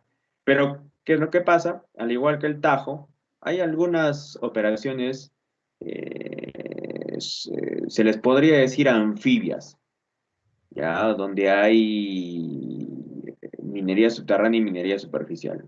El Tajo, cuando habla del Tajo, ¿ya? Porque una cosa es Tajo y otra cosa es tajeo. Tajo es la explotación que se hace a cielo abierto. Tajeo es un lugar donde se está explotando. Tajear es cuando nosotros estamos haciendo la explotación de esa beta o de ese cuerpo mineral. Bueno, al igual que el Tajo, no se debe ingresar cuando mantenimiento, esto es en subterránea, solicita apoyar con volquete vacío y no con carga. Ya, mantenimiento solicita eso. Bien, hasta ahí todavía no ha pasado nada. Ahora vamos a leer realmente qué es lo que sucede. Cuando el volquete cargado, el volquete CH43 cargado de agregado, baja la última curva y para disminuir la velocidad pierde el control. ¿Ya? Y para disminuir la velocidad pierde el control. Al cambiar ya no entraba el cambio y el freno no agarraba. En ese momento saltó de la cabina José Maita Saico, lesionándose el pie izquierdo y parte de la cabeza. El volquete continuó bajando con velocidad aproximada de 40 km por hora, llegando a impactar con la parte posterior al Jumbo Rocket Boomer, que es, si no me equivoco, un empernador, haciendo girar aproximadamente 145 grados, casi una vuelta de campana, casi 180 grados, y quedando volteado conjuntamente con el operador Raimundo Toledo Calvo, quien en ese momento se disponía a ingresar a la rampa. Y como consecuencia de ese accidente, el operador quedó, o sea, Raimundo quedó presionado por el soporte guardacabeza al pie derecho. O sea, el soporte guardacabeza es lo que le llamamos nosotros como techo. ¿Por qué se le llama soporte guardacabeza? Porque te protege la cabeza. Como operador, estás en minería subterránea igual, y puede haber caída de rocas, por eso se le llama soporte guardacabeza. Te protege. Se lesionó el pie derecho con lesión en el hombro izquierdo y en la cabeza. El volquete quedó volteado hacia su derecha, llegando a impactar al otro jumbo. O sea, tal fue la velocidad que primero lo impacta, ¿no? Al Jumbo Rocket Boomer, se gira y ¡pum! Se chanca contra una viga. Pero antes impactó con el Jumbo 281, el volquete. Post contacto, todos los accidentados son atendidos por el personal de mantenimiento de Atlas Copco y operador de Jumbo Zigzag y 2 choferes de tránsito.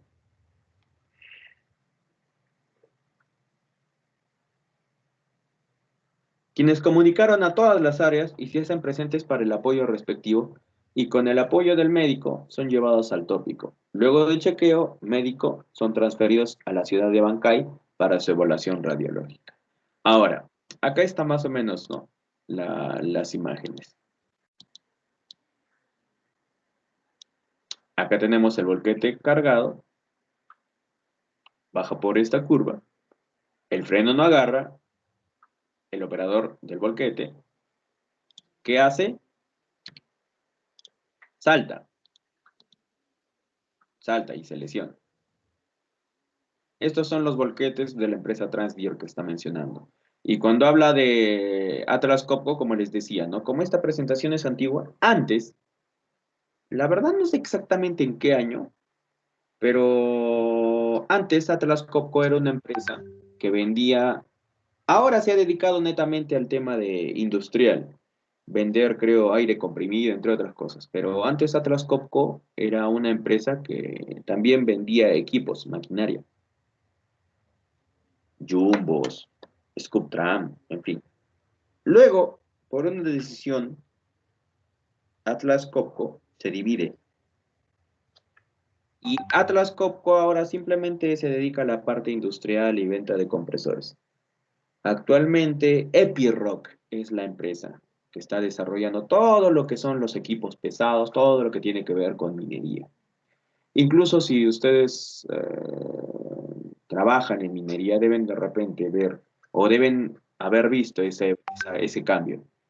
¿Por qué sucedió? Eso no es que lo sucedió en Perú. Atlas Copco es una empresa, si no me equivoco, de Suecia, y los miembros del directorio definen tomar esa división. Una parte hacia Atlas Copco y la otra parte que se hizo a Epiroc. Epiroc es una empresa grande, por si acaso. Más o menos acá en Perú, si no me equivoco, será pues por lo menos el 70-80% de las operaciones, al menos en minería superficial, vemos equipos de perforación Epiroc. Y con esto de la innovación tecnológica, incluso vemos equipos autónomos de perforación, los Pit Viper 351.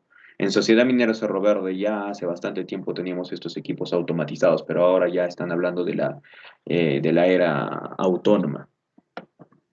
Eso es por un tema de seguridad principal. Bueno, más que de seguridad también por evolución en tecnología, ¿no? Bien, salta el señor, salta el operador, el vehículo se viene con todo, ¿no? Como no podía frenar, impacta, ahí es donde impacta. Por eso se llama contacto, ahí es donde sucede el accidente. Lo impacta el operador de este jumbo empernador, sale disparado, y cuando hace acá el impacto, gira, rota. Es así como termina el accidente. Aquí el trabajador no llevó la peor parte, él llevó la peor parte. No sé si se observará que acá donde está operador Raimundo, hay una línea amarilla en sus piernas. No sé si se observa, no sé si se puede ver.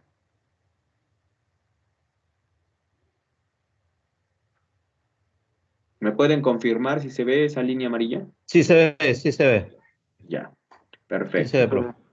Esa es la plataforma guardacabeza. Algunos le llaman plataforma guardacabeza por un nombre técnico, pero es el techo. El techo quedó presionando sus piernas. Ya, como dijo el accidente, él chocó al jumbo, el jumbo giró 145 grados, el volquete, como venía a velocidad, gira e impacta al Rocket Boomer. Y luego apoyan todos, lógicamente, ¿no? ¿Por qué? Cuando sucede un accidente, todos tenemos que apoyar, todos los que estamos cerca. Entonces todos apoyaron a trasladar, en fin. Ahora, el chiste es saber por qué sucedió. ¿Ya? El objetivo de haberles puesto esta presentación es por qué sucedió.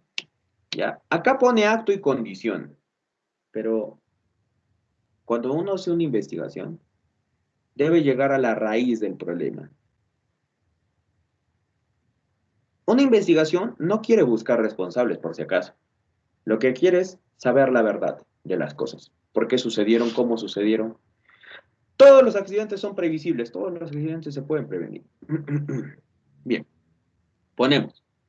Para los que todavía no creo que no sepan. Todos sabemos que un acto subestándar es una decisión, o bueno, teóricamente un acto subestándar es un incumplimiento a los procedimientos escritos de trabajo seguro. O sea, si el procedimiento me dice que yo para subir al volquete debo mirar hacia adelante la escalera y utilizar 3 puntos de apoyo. ¿Cómo son 3 puntos de apoyo? Una mano y 2 brazos para subir mirando hacia adelante, para subir las escaleras y poder llegar a la cabina, abrir la cabina y sentarse. O puede ser 2 manos y un pie, o 2 pies y una mano. Esos son 3 puntos de apoyo, siempre mirando hacia el frente. ¿Cómo sería un acto subestándar? Que yo suba al revés. Subo mirando al frente. O lo que a veces sucedía, ¿no? El trabajador se bajaba del equipo mirando hacia el frente, no mirando hacia la escalera. Eso es un acto subestándar. En este caso, los actos subestándar son los conductores del volquete, miren, los conductores del volquete identificaron parcialmente el peligro, la fuga de aire por el pulmón del freno.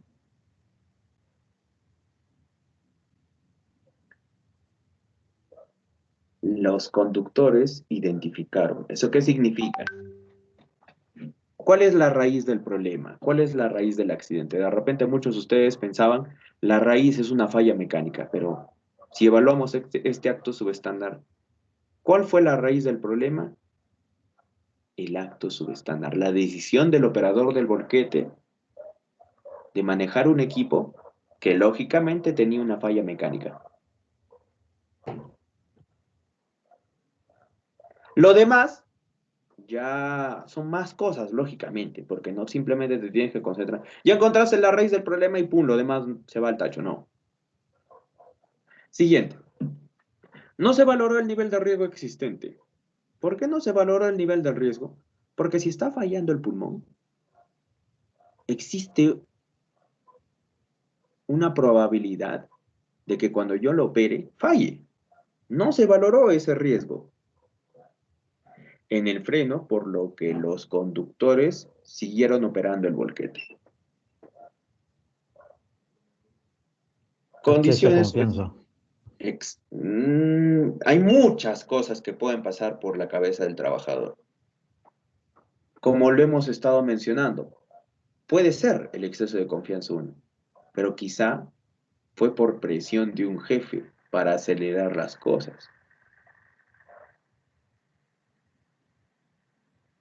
¿No? Como lo hemos visto, intentamos acelerar, pero violamos las normas de seguridad y lamentablemente sucede un accidente.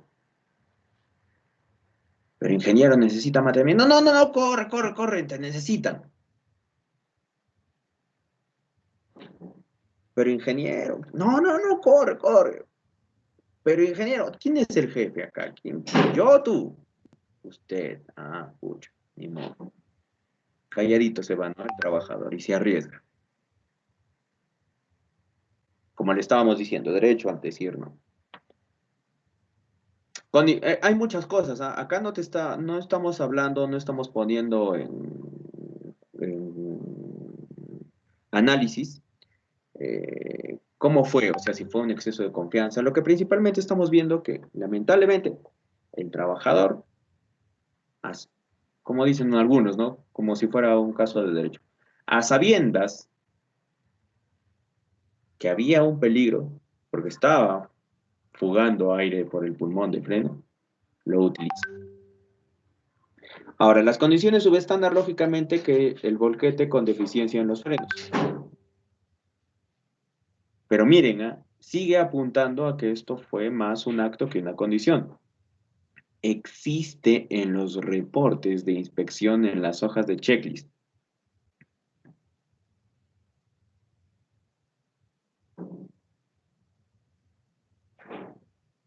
O sea, ahí está la razón. Áreas restringidas o congestionadas con equipos pesados, jumbos, scoop trans, pero eso no es tanto una causa que produce un accidente, ¿no? ¿Por qué área congestionada? Porque había varios equipos, pues no hemos visto ahí que había varios equipos. Pero esa no fue la razón que ocasionó el accidente, ¿cierto? Lógicamente que hay infracciones. O sea, como les digo, esta diapositiva es bastante antigua. Las infracciones las tienes que observar en el reglamento. O sea, si tú eres de construcción, en la norma G050. Si tú eres de minería, en el decreto supremo 024. Si tú trabajas en industria, en el decreto supremo 042F. Si trabajas en hidrocarburos, en el decreto supremo 043 del año 2007. Si trabajas en electricidad, en la resolución ministerial 111 del año 2013, etcétera, etcétera, etcétera. Todos los reglamentos que puedan haber de cada sector. Siempre se tiene que verificar eso. ¿Qué artículos estamos incumpliendo? ¿Qué estamos haciendo? ¿Ya? Ahí está. Un ejemplo. La importancia de la prevención, de que el trabajador no simplemente sepa sus derechos, también sepa en qué momento tiene que acatar lo que indicó seguridad. ¿Qué indicó seguridad? Si hay una situación de riesgo, si algo está fallando, ¿qué tiene que hacer? Alertar, informar. Peligros físicos. Los peligros físicos son aquellos que están relacionados a diferentes tipos de energías. Si bien es cierto que se les llama físicos, pero no tocan a las personas estos peligros físicos. ¿Ah? ¿Cómo no toca a la persona? El ruido, pregunta, ¿el ruido nos toca o lo podemos tocar?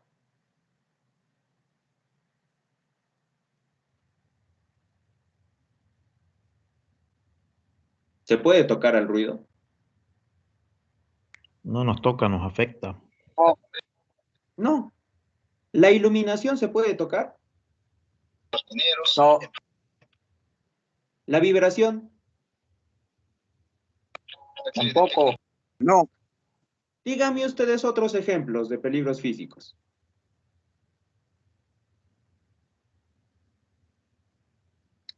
Radiación solar y La mineral. temperatura, profesor. Muy bien, radiación solar, temperatura. Ahí está, esos son peligros físicos. ¿Cómo dijo? El viento. Muy bien, el viento. Esos son peligros físicos. Acá tenemos alguna lista. El ruido, la iluminación, el campo electromagnético, la vibración, temperaturas ambientales altas o bajas, superficies, radiaciones ionizantes, radiaciones no ionizantes, cambios bruscos de temperatura, la presión atmosférica. Cuando estamos ubicados, por ejemplo, a 4.500, a 4.000 metros sobre el nivel del mar. La humedad, como lo dijo su compañero también. El viento o aire, o como ventilación. Una ventilación excesiva produce un aumento o una velocidad mayor de aire. Y si hay mayor velocidad de aire, empieza a enfriarse y el trabajador queda expuesto a ese frío. ¿Ya? Acá voy a hacer una cortita pausa nomás, ¿ya? Cortita, voy a hacer. Las clases empiezan a las 3 y en teoría deberían durar hasta las 8. En teoría digo porque las clases son así. 3 a 3:50 y debería haber 10 minutos de receso de las 4 a las 4:50, 10 minutos de receso y así sucesivamente, por eso llega a las 8. ¿Ya? Lo que yo hago generalmente es, en vez de tomarme 50 minutos, que prácticamente es como si tomarnos una hora, En vez de tomarnos así, lo que pasa es que tomar 10 minutos, 10 minutos, 10 minutos, 10 minutos, a veces ni siquiera te puedes tomar bien un café y pucha, ya tenemos que regresar a la clase. Yo lo que hago y espero no se molesten es todos esos recesos, yo los junto en uno solo, hago clases de 3 a 7, 7 y 10 y termina, y ustedes, entre comillas, tienen libre una hora. ¿Habrá algún problema por esta? No he cambiado el horario, estoy respetando. Si estamos haciendo o vamos a hacer normal el dictado, porque las horas académicas son de 50 minutos. Normal vamos a hacer 250 minutos de dictado, pero ¿habrá algún problema por alguien de hacer así el dictado? Yo sé que es antipedagógico, porque estamos sentados o estamos ahí las 4 horas, pero si se sienten ustedes incómodos, como ustedes están con la cámara desactivada y ustedes están participando, ¿no? Si ustedes ven la opción pararse, caminar, agarrar un vaso de agua, hacer un poco de pausa activa porque de repente les está doliendo estar sentados, no hay ningún problema. Pero la pregunta es, ¿habrá algún problema porque yo haga así de corrido? Generalmente voy a hacer así. ¿Para qué? Para que tengan, en vez de tener 10, 10, 10, 10, 10, 10, tengan 50 minutos, una hora. ¿Hay algún problema con alguno? Si lo hago de esa manera. Vamos de largo, ingeniero, no hay problema. Mejor así, No, ingeniero, ya está bien, está bien el método. De que largo, está usando, ingeniero. Sí, está bien, ingeniero, lo que está aplicando. Les comento esto para que no Está bien, piensen, ingeniero. les digo, ¿no? Para que no sea una medida arbitraria y que piensen, ah, el profe se va a las 7, una hora, está ahí en plan H, como dicen, ¿no? Para no decir una grosería. No, o sea, se hacen las 4 horas de largo porque para hacerlo también. Lo que pasa es que también cuando cortamos y hacemos recesos, la concentración a veces se pierde, ¿no? Yo sé, medio complicado concentrarnos esas 4 horas, pero vamos a hacer un esfuerzo. Como hay algunos que me imagino de repente han ido al seminario, yo voluntariamente ahorita voy a hacer un corte. Lo que pasa es que voy a detener un momento la grabación, un momento nada más.